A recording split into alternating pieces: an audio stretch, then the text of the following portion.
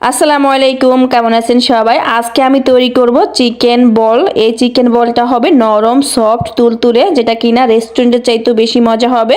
Chicken বল তৈরি করার জন্য এখানে আমি মুরগির বুকের মাংস নিয়েছি, এখানে 200 গ্রামের মতো আছে। এখন দিয়ে দিচ্ছি আমি লবণ, গোলমরিচের গুঁড়া, দিয়ে দিচ্ছি চিলি ফ্লেক্স, এগুলো আমি 1 চামচ করে দিচ্ছি। আর দিয়ে দিচ্ছি আদা বাটা 1 চামচ, রসুন বাটা 1 চামচ।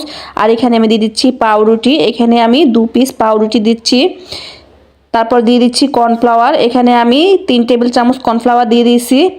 দিয়ে দিচ্ছি এখানে আমি সয়া সস, আর দিয়ে দিচ্ছি টমেটো সস। সবগুলোকে একসাথে খুব ভালো করে মেখে নেব। এটাকে মেখে আমি 5 মিনিটের জন্য রেস্টে এভাবে রেখে দিব।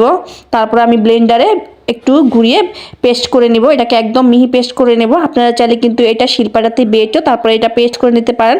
এখন দিয়ে দিচ্ছি রান্নার সয়াবিন তেল, এতে করে আমাদের চিকেন বলটা অনেক সফট হবে। তবে আপনারা চাইলে এখানে ডিম দিতে পারেন, আমি কিন্তু এখানে কোনো রকম ডিম দিব না। এখন আমি চিকেন বলগুলো তৈরি করে নেব। আমি পরিমাণ মতো চিকেন কিমা নিচ্ছি, তারপরে হাত দিয়ে গোল করে দেখুন একদম গোল বলের মতো তৈরি করে নিচ্ছি। কোনো রকম কিন্তু ফাটা নেই। অবশ্যই চেষ্টা করবেন যাতে চিকেন বলের গায়ে কোনো রকম ফাটা ভাব না থাকে। এই তো একদম মসৃণ করে তৈরি করে নিয়েছি। আর এখানে আমার সবগুলো চিকেন বল তৈরি করা হয়ে গেছে। আর চুলায় কিন্তু আমি আগে থেকে পানি বসিয়ে দিয়েছি একটা কড়াইতে। পানিটা যখন একটু ফুটে উঠবে তখন কিন্তু আমরা চিকেন বলগুলো দিয়ে দিব। আর এই চিকেন বলটা দিয়ে হাই হিট রেখে তারপর রান্না করে নেব 5 মিনিটের মতো।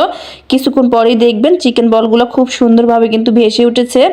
এই তো 5 মিনিটের বেশি কিন্তু এটা রান্না করা যাবে না, তাহলে কিন্তু অতিরিক্ত রান্না হয়ে গেলে এটা শক্ত হয়ে যাবে, তখন কিন্তু আর খেতে ভালো লাগবে না।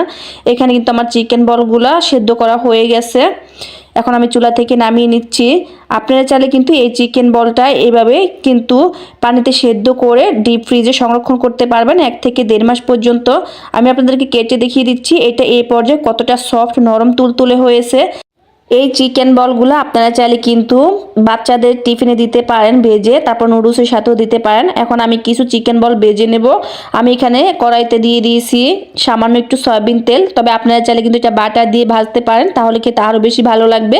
এটাকে আমি 3 মিনিটের মতো ভেজে নিব, চুলাটা হাই করে, যাতে উপরটা একটু কালার চলে আসে। এটা কিন্তু আগে থেকে রান্না করা, অতিরিক্ত ভাজার কোনো প্রয়োজন নেই। এই তো আমার চিকেন বলগুলো কিন্তু তৈরি করা হয়ে গেছে। এখন চুলা থেকে নামিয়ে নিচ্ছি। বন্ধুরা, রেসিপিটা যদি এ পর্যন্ত ভালো লেগে যায় একটা লাইক দিয়ে দিবেন, আর ফ্রেন্ডস ফ্যামিলির সাথে শেয়ার করতে পারেন। এই তো আমি কিন্তু সবগুলো চিকেন বল নামিয়ে নিয়েছি। মাশাআল্লাহ, চিকেন বলগুলো দেখতে অনেক সুন্দর হয়েছে আর অনেক নরম সফট তুলতুলে হয়েছে। এই চিকেন বলটা কিন্তু রেস্টুরেন্টে খেতে গেলে অনেক বেশি দাম রাখে। আপনারা চাইলে কিন্তু অল্প একটু মুরগির মাংস দিয়ে এই মজাদার চিকেন বলটা তৈরি করে বাচ্চাদের দিতে পারেন। এই তো এখন আমি কিছু কাঠির ভিতরে একদম রেস্টুরেন্টের মতো করে সাজিয়ে দিচ্ছি, এতে করে বাচ্চারা অনেক বেশি পছন্দ করবে। আমার মনে হয় এটা বড়রা অনেক বেশি পছন্দ করবে। তো বন্ধুরা, আজকের মতো এখানে বিদায় নিচ্ছি। সবাই ভালো থাকবেন, নিরাপদে থাকবেন। আল্লাহ হাফেজ।